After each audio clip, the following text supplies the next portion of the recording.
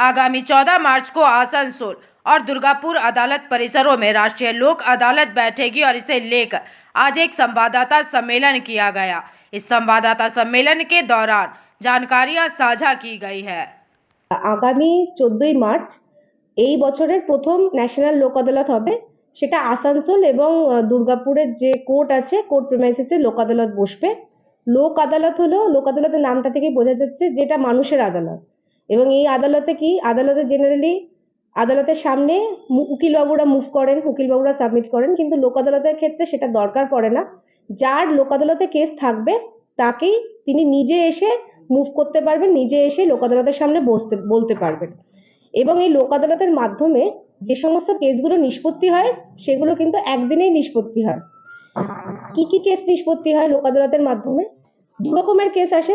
যেমন ধরুন, যে কেসগুলো অলরেডি কোর্টে রয়েছে, হিয়ারিং চলছে সেই কেসগুলো, এবং যে কেসগুলো কোর্ট অবধি এখনো যায়নি, প্রি লিটিগেশন স্টেজে আছে, দু রকমের কেস কিন্তু নিষ্পত্তি হয়।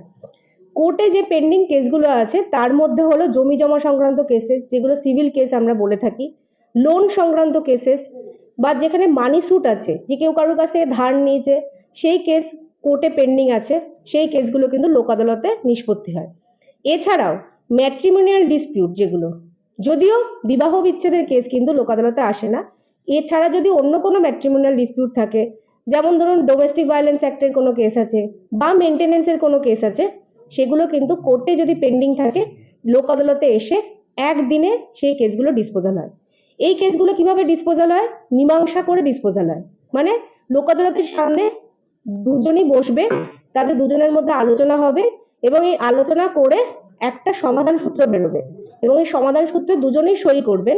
এবং যেহেতু এটা কনসেন্টেড অর্ডার হয়, এই অর্ডারের বিরুদ্ধে কোনো অ্যাপিলও করতে হয় না। আবার এই অর্ডারটা কিন্তু বোথ সাইডের উপর বাইন্ডিংও থাকে। তার মানে আমাকে অত বছর ধরে কেসও লড়তে হলো না, কিন্তু আমি একদিনই নিষ্পত্তি পেয়ে গেলাম, এবং যেই অর্ডারটা আবার বাইন্ডিংও হলো, আবার ওই অর্ডারটার উপরে কোনো চ্যালেঞ্জও হবে না।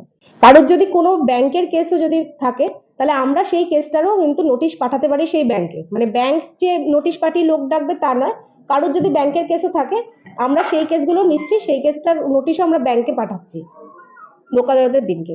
এটা হলো নিয়ম মোটামুটি লোক আদালতে, মানে কোনো মামলা রেফার করার ক্ষেত্রে। মানে 14 তারিখে যেটা হবে সেটা কি জেলার মানুষরাই থাকবে না বাইরের মানুষরাও করতে? ধরুন বাইরে কোনো পেয়েছে, সেক্ষেত্রে কি এখানে করতে পারবে? না, অ্যাকচুয়ালি হলো যে এটা একটা জুরিসডিকশন ওয়াইজ হয়, যে আমাদের লোক আদালতটা হচ্ছে যে পশ্চিম বর্ধমান। এবার পশ্চিম বর্ধমান কোর্টে যদি কোনো মামলা পেন্ডিং থাকে, তার ধরুন বাড়ি অন্য অন্য জেলাতে বা অন্য রাজ্যে, তিনি এসে এখানে ফাইনটা দিয়ে করে নিতে পারেন, ঠিক আছে।